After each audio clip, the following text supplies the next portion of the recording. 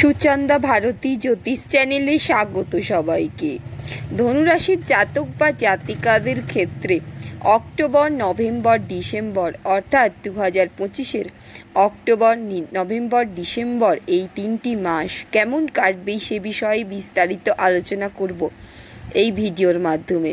তবে তার আগে বলি, আমার চ্যানেলটিকে অবশ্যই সাবস্ক্রাইব করবেন, পাশে থাকা বেল আইকনটি প্রেস করে অল বাটনে প্রেস করে দেবেন, যাতে পরবর্তীকালে আমি এই চ্যানেলে যা যা ভিডিও আপলোড করি তার প্রত্যেকগুলি আপনাদের কাছে গিয়ে পৌঁছে যায়।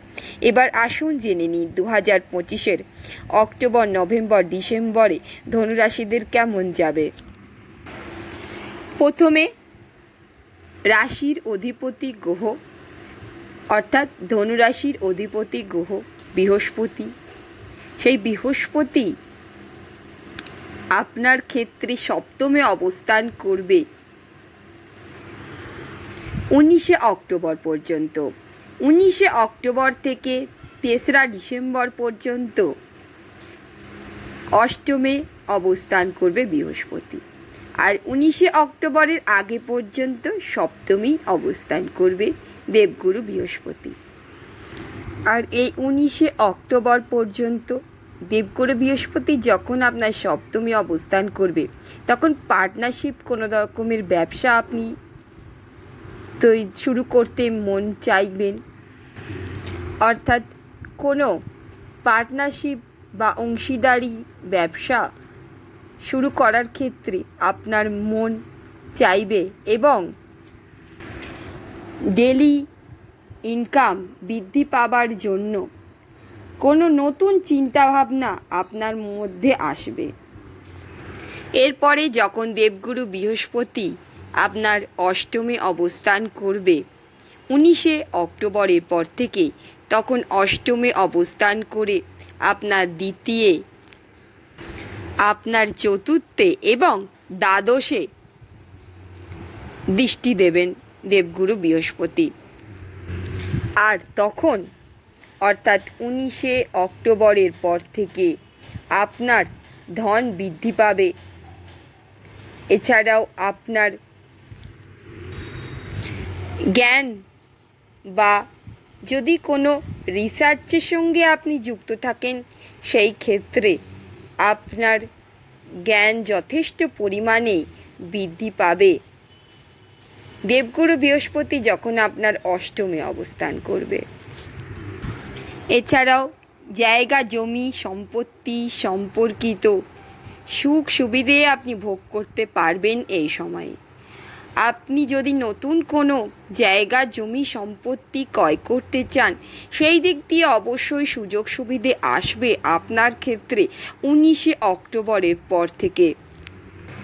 তবে দ্বাদশে দৃষ্টি দেবার কারণে কিছুটা পরিমাণে খরচা হবে। আপনি কোনো স্থানে ভ্রমণে যেতে পারেন, সেই সম্ভাবনাও তৈরি হবে। তবে ধনের দিক থেকে এবং সম্পত্তির ক্রয় করার দিক থেকে আর আরেকটি যেটি শুভ হবে, সেটি হচ্ছে আপনার বাণী মধুর হবে, অর্থাৎ কথাবার্তার মাধ্যমে সকলের মন জয় করা যেমন সম্ভব হবে, তেমনই যেই সমস্ত ধনুরাশির জাতক বা জাতিকারা কথার মাধ্যমে জীবিকা নির্বাহ করে থাকেন, অর্থাৎ কথাবাচিকা, তাদের ক্ষেত্রে যথেষ্ট পরিমাণেই শুভ এই সময়টি। এছাড়াও আগে যদি কোনো বিষয়ে বা কোনো কারণে মায়ের সাথে মনোমালিন্য হয়ে থাকে, এবার 19শে অক্টোবরের পর থেকেই সেই সমস্ত সমস্যা কেটে যেতে চলেছে। মায়ের সাথে সুন্দর সুসম্পর্ক গড়ে উঠবে। আরেকটি যেটি হবে, মায়ের শারীরিক অসুস্থতা কেটে গিয়ে শরীর সুস্থ হয়ে উঠবে। এরপরে দেবগুরু বৃহস্পতি যখন আপনার সপ্তমী বক্রী অবস্থায় অবস্থান করবে 3রা ডিসেম্বর থেকে, তখন আপনার জীবনের কিছু পরিবর্তন করতে চাইবেন আপনি। এছাড়াও কোনো পার্টনারশিপ বিজনেস করার জন্য আপনার মন চাইবে। এছাড়াও নতুন কিছু চিন্তা ভাবনা করার ক্ষেত্রে আপনার মন চাইবে, সেটা পার্সোনাল হতে পারে বা ব্যক্তিগত হতে পারে। এছাড়াও কর্মের হতে পারে। সমস্ত দিক দিয়েই কোনো কিছু পরিবর্তন করতে চাইবেন আপনি 3রা ডিসেম্বর থেকে। এরপরে আসছি শনির কথা। বর্তমানে ধনুরাশিদের শনির ধাইয়া চলছে, আর শনি আপনার চতুর্থে অবস্থান করছে। তাই সেই কারণে শনির ধাইয়া চলছে বর্তমানে, এবং শনির ধাইয়া চলছে সাথে সাথে শনি বক্রী অবস্থায় অবস্থান করছে। তবে শনির প্রভাব, অর্থাৎ ধাইয়ারি বলুন বা শনির যে কোনো প্রভাবের কথাই বলুন, সবার সমানভাবে পড়ে না। সেটা দেখতে হবে প্রত্যেকের জন্মকুণ্ডলিতে শনির অবস্থান অনুযায়ী, যে শনি কেমন অবস্থানে অবস্থান করছে, উচ্চস্থ, নিচস্থ নাকি শত্রুক্ষেত্রে অবস্থান করছে, সেই সমস্তটাই দেখে বিচার করে তবেই বলা সম্ভব কেমন ফল আপনি পাবেন। তবে সাধারণভাবে শনি যেহেতু ধনুরাশিদের ক্ষেত্রে চতুর্থে অবস্থান করছে, বর্তমানে ধাইয়া চলছে, তাই সেই ক্ষেত্রে যদি শনি আপনার জন্মছকে শুভ অবস্থায় অবস্থান করে থাকে, তাহলে আপনি গাড়ি, বাড়ি, জায়গা, জমি, সম্পত্তি যদি ক্রয় করতে চান তাহলে ক্রয় করতে পারবেন এবং সাফল্য আসবে আপনার জীবনের ক্ষেত্রে। আর যদি শনি আপনার জন্মছকে অশুভ অবস্থায় অবস্থান করে থাকে, তাহলে গাড়ি, বাড়ি, জায়গা, জমি, সম্পত্তি ক্রয় করতে গিয়ে আপনি বাধাপ্রাপ্ত হবেন বা সাফল্য সেই রকমভাবে আসবে না আপনার ক্ষেত্রে।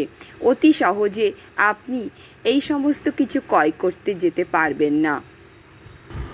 আরেকটি যেটি হতে পারে, আপনার মায়ের কোনো রকম জয়েন্টের সমস্যা হতে পারে, অর্থাৎ কোনো জায়গায় জয়েন্টের যন্ত্রণা, এই সমস্ত হতে পারে।